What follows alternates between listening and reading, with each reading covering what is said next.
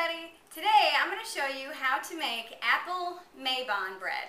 Now the ingredients that you're going to need are 3 cups of flour, 1½ teaspoons baking soda, 3/4 of a cup of chopped nuts. Now you can use pine nuts, but I've used just regular mixed nuts and I've chopped them up very fine.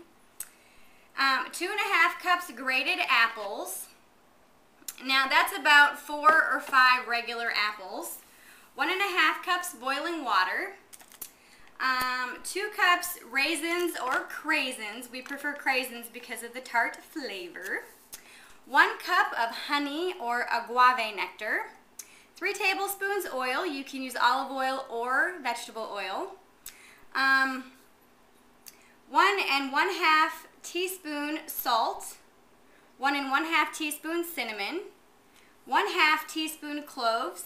And 1 1/2 teaspoons of allspice. Okay, so let's get started. The first thing we're going to do is mix together all the wet ingredients. We're going to mix them in the large bowl. We're going to take the 2½ cups of apples and put them in the bowl.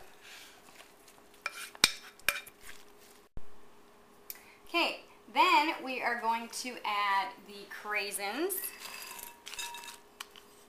or raisins. Then we're going to add the 1 cup of honey.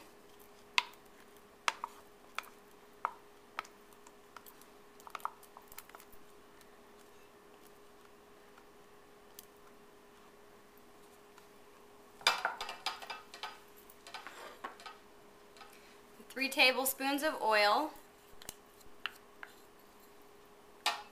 1 1/2 teaspoons of salt.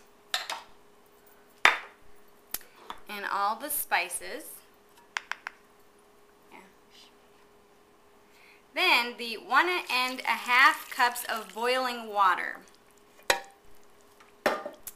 Now, you stir this until it's all incorporated together. And you want to be careful because it is quite hot because of the boiling water. And then you set that aside while you mix the remaining ingredients. Okay, now that we have all of our wet ingredients mixed up and soaking in the hot water, which will help tenderize the apples as well as the crazins or raisins, whatever type of dried fruit that you choose to use, while that's setting, we're going to mix up the remaining dry ingredients, which is 3 cups of flour. And you can use regular all-purpose flour or whole wheat flour or rice flour, whatever it is that you have on hand. And the 1 1/2 teaspoons of baking soda. And the 3/4 of a cup of mixed nuts. And you want to mix this until, again, it's all incorporated, which doesn't take that much time at all. Okay. Once you have your wet ingredients mixed, as well as your dry ingredients blended together, now it's time to add them both together into the same bowl. So, you want to very carefully pour in all of the dry ingredients to the wet mixture, and then start blending.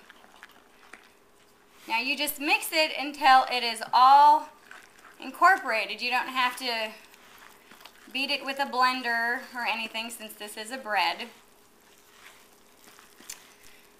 And oh, you guys, oh, you should smell this. It smells so good. Now, if you don't like nuts, you don't have to add the nuts, and you also don't have to add the raisins or crazins or any kind of dried fruit. Especially if you're allergic to something, of course, you don't have to add whatever it is you're allergic to. Okay, so now that we have everything blended together, we are going to put them in the greased baking dishes. Now, I like to use these smaller size loaf pans. There are larger size ones, but it's just whatever you prefer. You can even make the mini pans or the mini loaves. Now, spray, I prefer olive oil for my grease. Some people like to use lard or whatever. Just use whatever you have. And then, now this is quite heavy. want to fill the loaf pan about 3/4 of the way full. Oops.